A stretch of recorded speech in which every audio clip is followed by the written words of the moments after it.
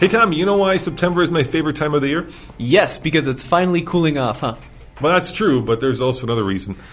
Well, September is when we start to learn about all the new models that will be out in 2021. Yeah, it's crazy in America. We get the 2021s in 2020 and a full 4 or 5 months ahead of the new year. And it's actually getting earlier every year. So in this video, what are we going to be talking about? Well, we are talking about the top 10 new cool cars we are looking forward to in 2021. So let's sit back, relax, keep driving if you're driving, keep belted if you're belted, and the next edition of Talkin', not Talking, Talkin' Cars is on the air. Sit back and relax or keep driving if you're driving. TFL Talking Cars is on the air, the world's most popular car podcast. Okay, maybe not yet, but we're working on it. All right, let's get right to it, Tommy. At number 10 is actually a vehicle that is being unveiled. Well, if you're listening to this today, which is actually still in August, then it's on Thursday, September 3rd.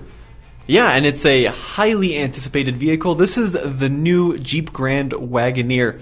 So the Grand Wagoneer, of course, in the past has been the most luxurious, the most kind of over-the-top Jeep they've ever made. And for 2022, actually, we are going to be getting a new model. Yeah, it returns after 20 years, dude. And what makes the original Wagoneer so special? Do you know what made that thing cool? What made that cool? It was the original luxury SUV. I think you're showing your age here, Dad. I think it's been gone for close to 30 years now. Has it? Well, Zach wrote 20 years. You think it's 30?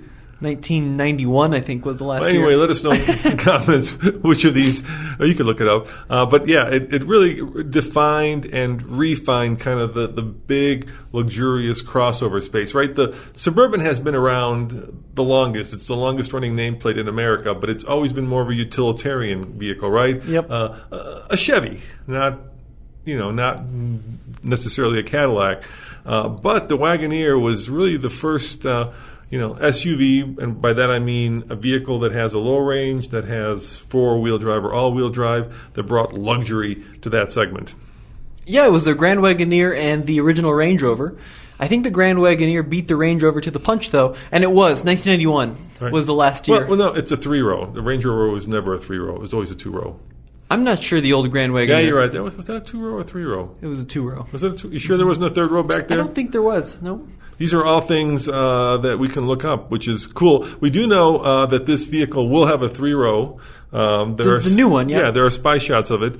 There's some shots of it with the camera looking down on the roof, and basically it's going to take on the Chevy and the Ford, right? So vehicles like the Navigator, like the Escalade, like the Tahoe. You know what those vehicles are. Do you think it'll have wood paneling?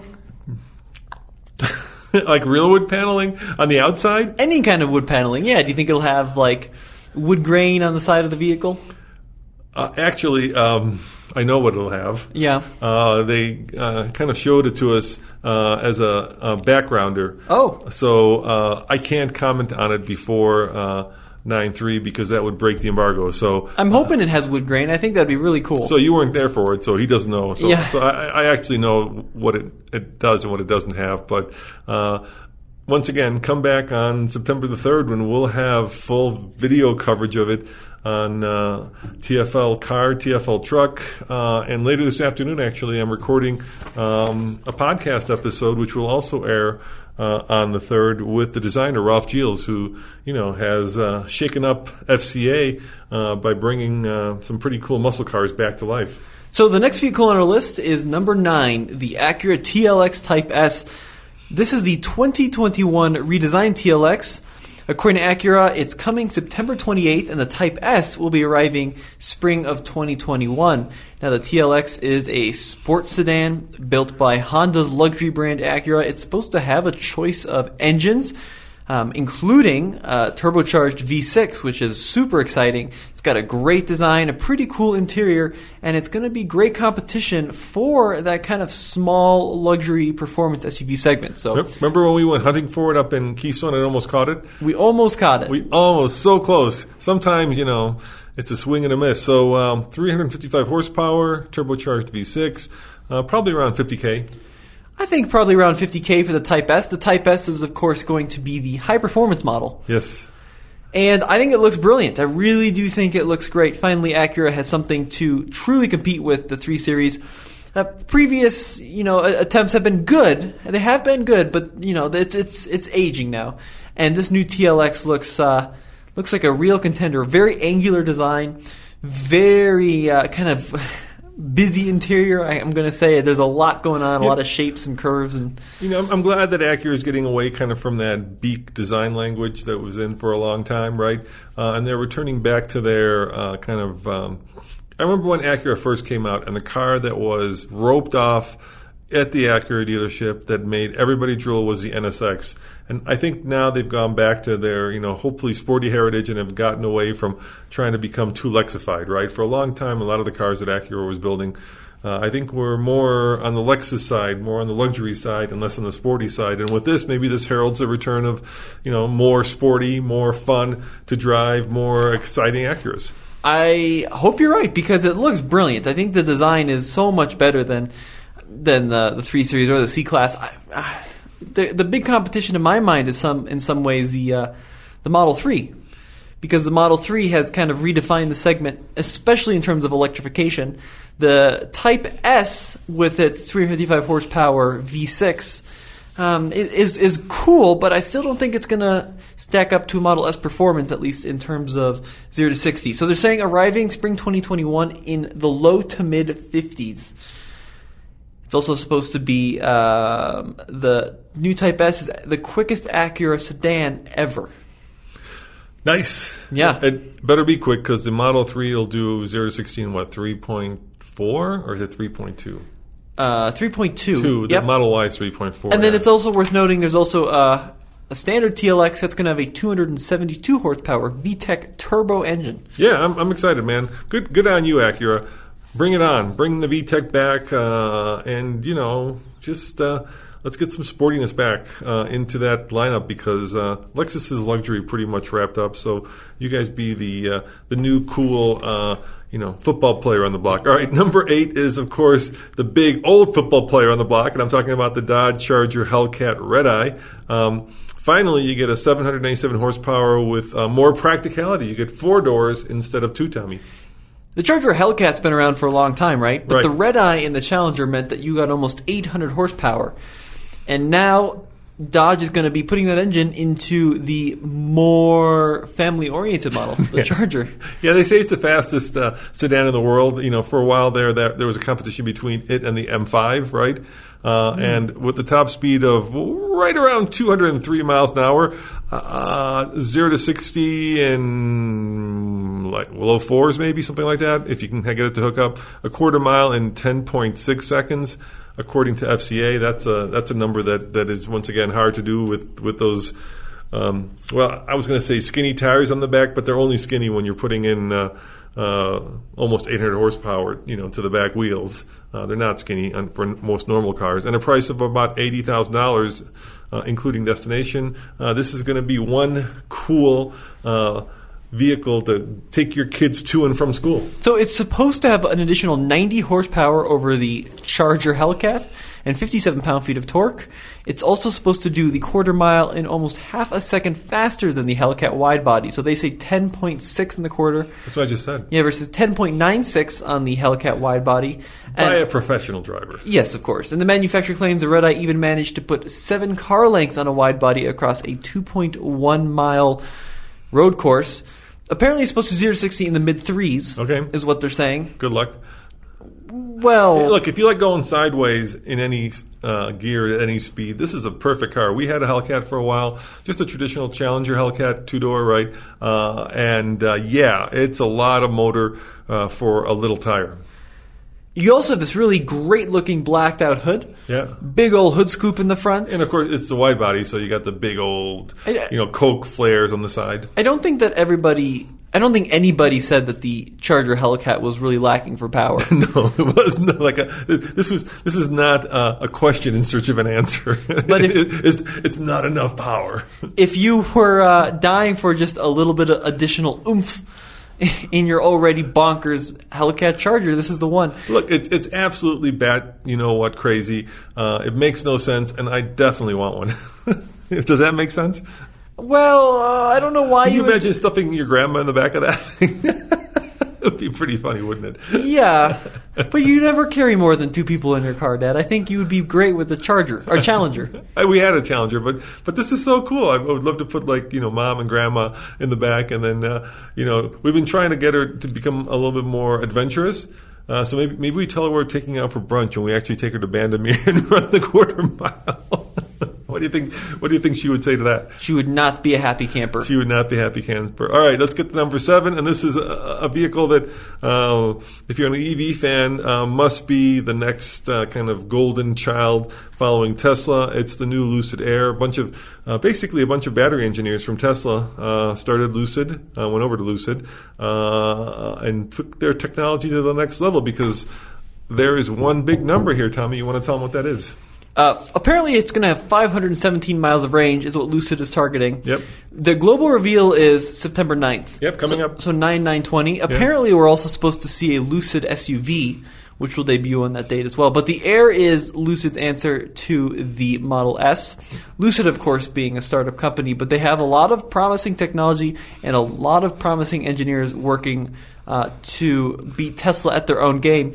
It's a very impressive looking vehicle as well. 113 kilowatt hour battery. Yeah. If it can actually go over 500 miles on 113 kilowatt hours, that's going to push it far more efficient than the Model S, which it's going to compete with. Pricing hasn't been announced, but I'm going to figure this is a very premium car, probably $100,000 range. Well, what the speculation is that the 517-mile range one is the upper end of that. It's the luxury one. There'll be ones that are a little bit more affordable. And I wouldn't have taken this very seriously, but Lucid did give Motor Trend a ride along. So they actually threw Motor Trend in the back seat, or a reporter from Motor Trend, and they actually did get that range. So people are taking it seriously.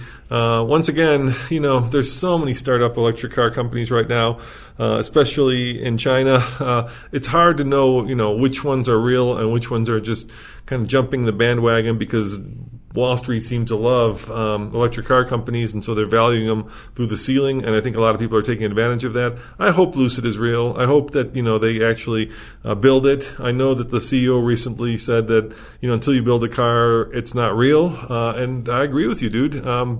Build it and get it out there before the end of the year, and get us one to test. We'd love to actually be able to do that. And look, for a long time, 200 miles was the new 100-mile range, right?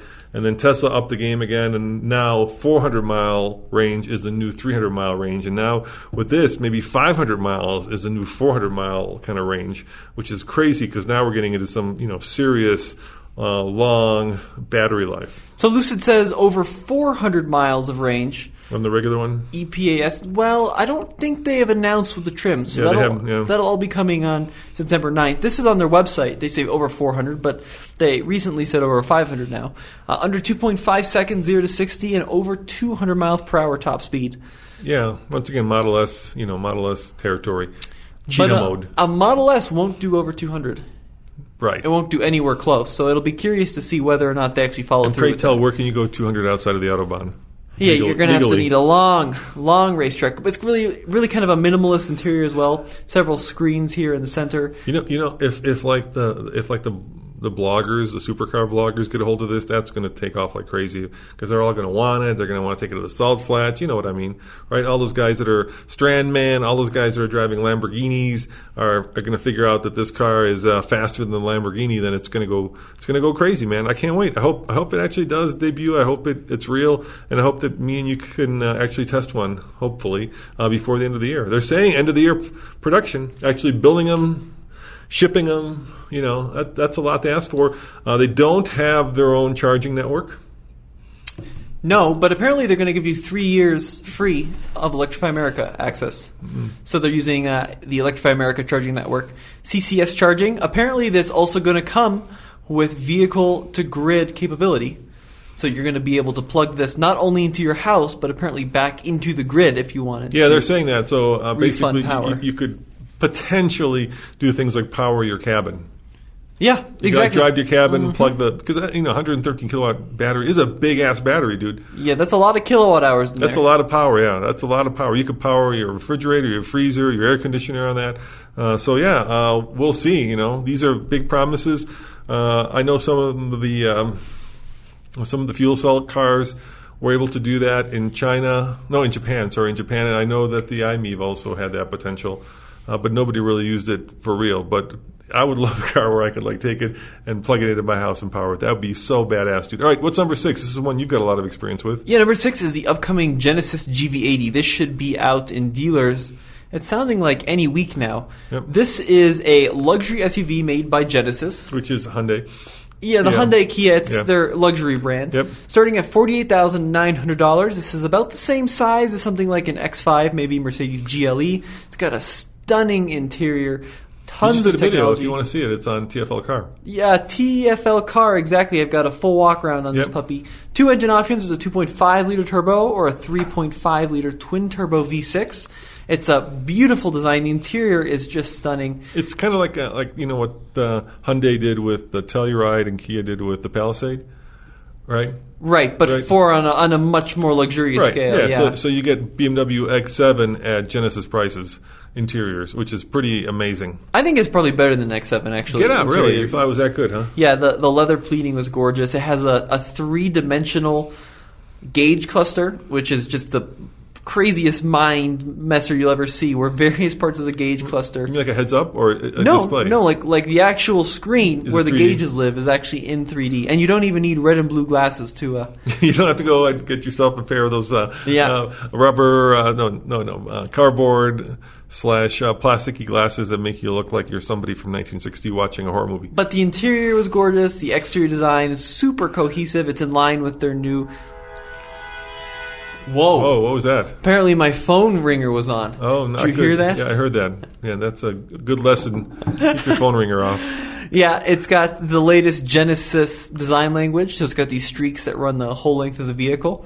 It's got the huge diamond grille too, which is something you either love or you really hate. But I think that they're going to sell a ton of these. Now, number 5, it's actually let's make this a twofer, okay? Because on our list, we originally discussed the Volkswagen GTI. That was actually going to be debuted for journalists at the Geneva Auto Show, which was canceled. So there was a program where you can actually go to Geneva Auto Show in Switzerland and drive the new GTI. In Europe, you inspect 245 horsepower, more new styling and more tech. I mean, the GTI invented the hot hatch segment. So whenever a new one comes along, it's interesting. But I kind of feel like the hot hatch segment is in transition going to electric cars. So for me, the one that I'm actually more interested in is the ID4. The ID3 is out in Europe. We're not getting that here in America. We're getting the ID4. And so, the new GTI in a way feels like the end of an era, whereas the ID4 feels like the beginning of an era. Well, you can have both. I can. How's that? Yeah, in Europe they sell something called the GTE. Okay. Which is a high-performance Golf variant Yep. with a plug-in hybrid system. So you get, I think it's even more power in some cases than the GTI, and it's got a plug-in aspect as well. So that's the one that I would love to see. Unfortunately, we haven't heard much about this car coming to the U.S. I think COVID didn't help. And I also think that, like I say, it's kind of the end of, I think, an era, even though it's brand new.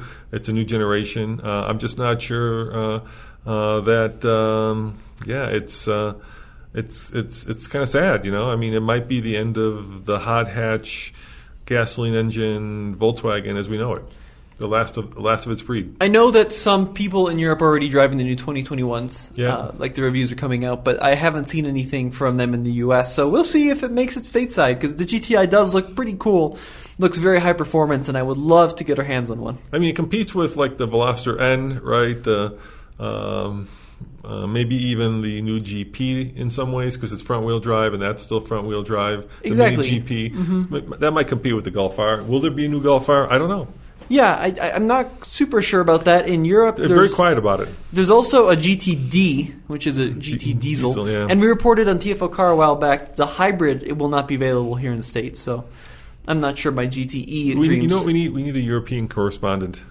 Yeah, that'd be cool. Yeah, to follow all these European cars, because a lot of our fans listen to us in Europe, they listen to us around the world, and we obviously are very in tune with what's going on here in America, but a lot of the European stuff, is much different. All right, what's number 4, dude? Next up is a hydrogen-powered vehicle. It's the Toyota Mirai. Yeah, I saw it in person. I was blown away at the LA Auto Show, the last auto show before COVID hit.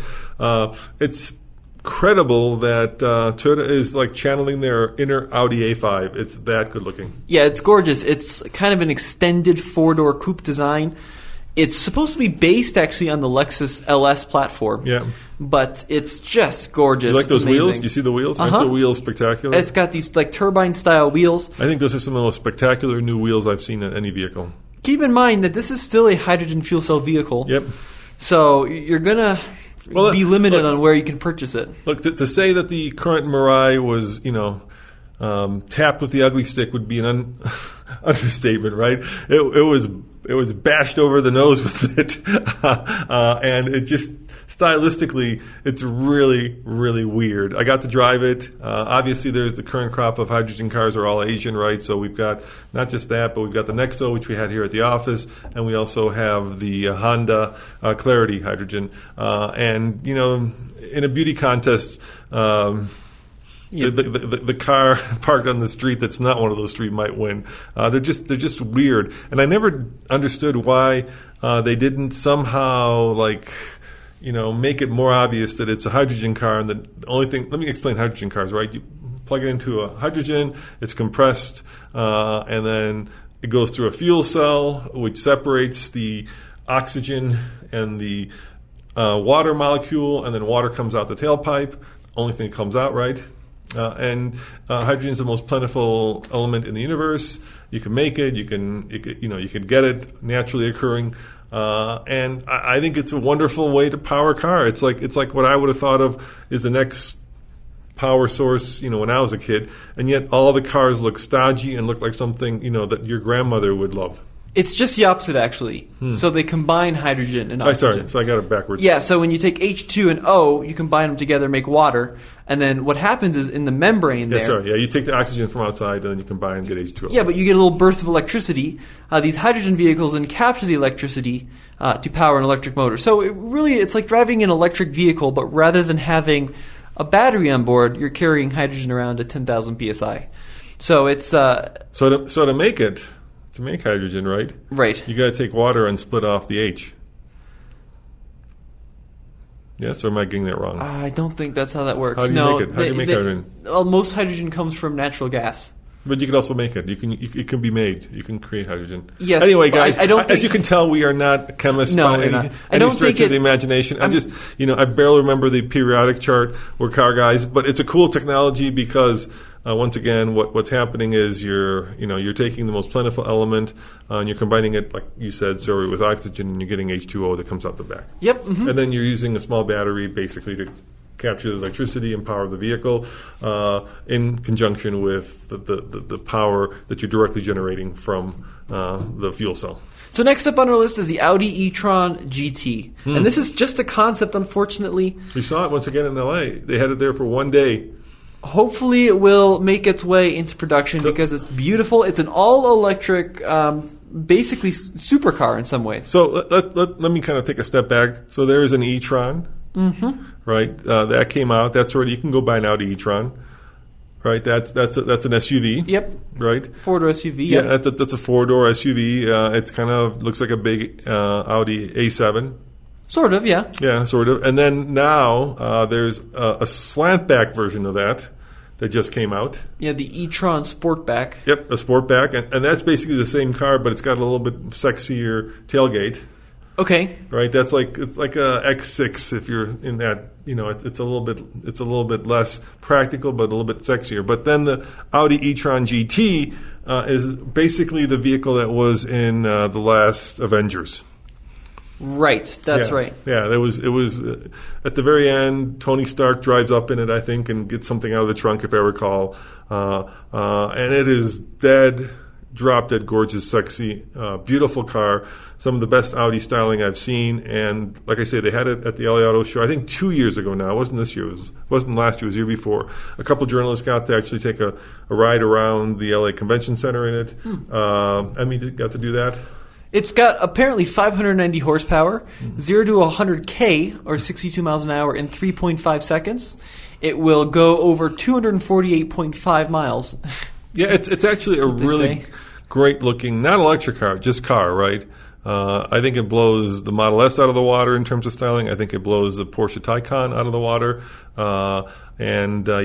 Just build it already and sell it. I don't know what they're waiting for. We seem to have somehow stumbled into, as a culture, the age of the ugly electric car, right? Tesla kind of built a relatively good-looking electric car, and then everybody else decided to follow Nissan's lead with the Leaf and create these homely little, not good-looking electric vehicles. And that's anything from the Leaf, I'm sorry, Nissan, it's just not a good-looking car, to the Bolt, which is kind of just a generic little hatchback, to what else is electric out there? The Ioniq, which is kind of this funky, Well, you got Kona. Once again, kind of funky. Nero. I would not use the word lustworthy to describe any of those. I think the Teslas are pretty good. Once again, Tesla, excluding Tesla, but all the traditional manufacturers said... Mach-E is pretty good. That looks pretty good. Oh, sorry, Tommy. Mach-E looks like, a GT, Ford Mustang GT jumped the fence and had its way with a Tesla Model Y. Then you get the love child of that. I think it's not a bad-looking car. It's just... Why did they just build an electric Mustang? Why did they have to make it like this pregnant thing? No one is buying the most exciting thing. They're still selling a boatload of Mustangs. You bet they're buying them. But how many Mustangs do they sell compared to how many Escapes do they sell? I bet it's tiny. I bet they sell... No, I think Mustang sells, if I'm right, I'm going to say it's over 100,000. It's a big number, dude. It's like 100,000 a year. This is not a marginal seller. This is, anytime you sell over 100,000 cars, it's a moneymaker for you. But my point is that crossovers sell like the Dickens. Yeah, I get that the crossovers, but why a Mustang crossover? I agree they shouldn't have called it Mustang. That was call silly. Anything what you want, right?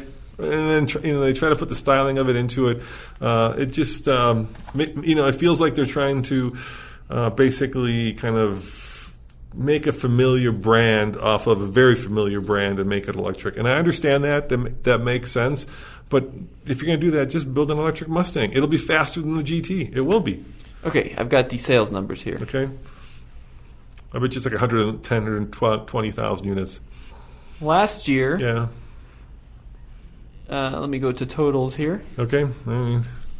By year. Yeah. You're doing good car, bad car? I am on good car, bad car. I figured, yeah. Yep, it's not working. So I don't know. I'm pretty sure, Tommy. I think it's a lot, but I think compared to Escape, it's not. Well, of course, Escape, that mid-size crossover. How many do you think they sold in 2019?